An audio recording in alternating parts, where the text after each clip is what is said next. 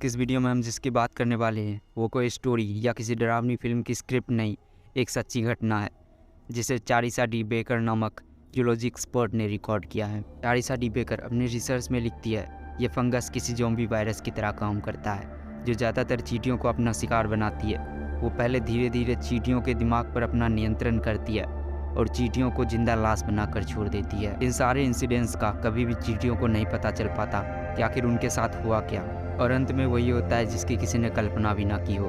अंत में ये फंगस उस चींटी को अपनी जान लेने पर मजबूर कर देती है और ना चाहते हुए भी चींटियों को अपनी जान गंवानी पड़ती है। चारिसा डी बेकर और उसकी टीम इस रिसर्च से पूरी तरह से सेटिस्फाइड नहीं थी, क्योंकि ये सिर्फ एक घटना थी जो कि रिकॉर्ड की गई थी। इस पूरी इंसिडेंस का कोई भी वैज्ञानिक प्रमाण ना तो उनके पास था और ना ही उनके टीम के पास। डी बेकर की टीम ने इस फंगस का नाम ओफियोकॉर्डिसेप्स दिया। अपने रिसर्च को और पक्का करने और अपने प्रमाण को ढूंढने के लिए वे चले गए थाईलैंड के जंगलों में, क्योंकि उन्होंने इस इंसिडेंस को थाईलैंड के ही जंगलों में रिकॉर्ड की थी। उन्हें इस बात पर पूरा यकीन था कि यह फंगस उन्हें ज़रूर मिलेगा, ताकि वे इस ज़ॉम्बी फंगस की सच्चाई पूरी दुनिया के सामने ला सके, जो शायद हम इंसानों के लिए खतरा हो भी सकता था या फिर नहीं भी। क्योंकि इस बात पर कोई भी सीधा सीधा जवाब तभी दिया जा सकता था जब ये फंगस वैज्ञानिकों के हाथ लगता और इस पर कोई रिसर्च हो पाती। और हुआ भी कुछ ऐसा ही। उन्हें वो फंगस मिला जिसे वो अपने साथ लेकर लैब चली गई।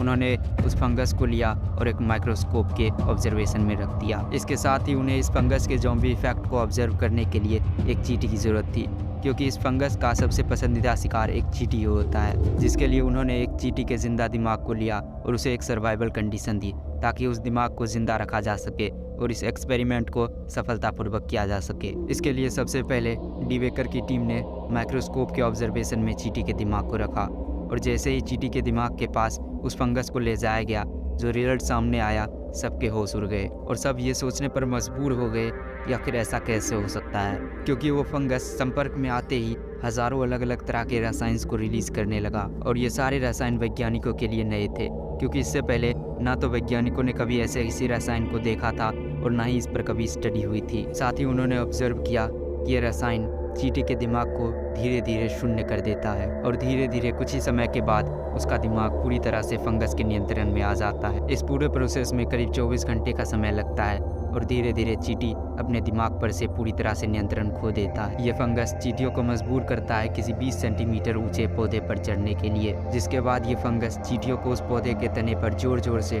डक मारने के लिए मजबूर करती है, और ऐसा तब तक चलता रहता है जब तक कि चींटी की डेथ ना हो जाए। चारिसा डी बेकर की टीम ने इसे पूरे एक्सपेरिमेंट को 2014 में दुनिया के सामने लाया था। अपनी रिसर्च से उन्होंने पूरी दुनिया को इस नए ज़ॉम्बी वायरस से रूबरू करवाया। डी बेकर की टीम ने अपने रिसर्च में बताया था कि ये ज़ॉम्बी फंगस चींटियों के साथ कुछ अन्य जीवों को भी अपना शिकार बनाती है, जिनमें से एक केस एक मकड़े का भी आया था। हालांकि ये फंगस चींटी और मकड़ियों के अलावा और किसी अन्य जंतुओं को अपना शिकार नहीं बनाती, लेकिन एक सच यह भी है कि ये एक इकलौता ज़ॉम्बी फंगस नहीं है। इसी तरह का एक टॉक्सोप्लाज्मा गोंडी नामक एकल कोशिका जीव होता है जो कि केवल बिल्लियों को ही अपना शिकार बनाती है। इसके लिए ये जीव सबसे पहले किसी चूहे को अपना शिकार बनाती है, और जैसे ही कोई बिल्ली इस चूहे को अपना शिकार बनाती है, ये ज़ॉम्बी अपना काम करना शुरू कर देती है। ये जीव बिल्लियों पर इस कदर नियंत्रण कर लेता है कि वो बिल्लियों से हर वो अजीबोगरीब हरकतें करवाने लगता है, और ऐसे ही कई तरह के सिम्टम्स कुछ डॉग्स में भी देखने को मिले हैं।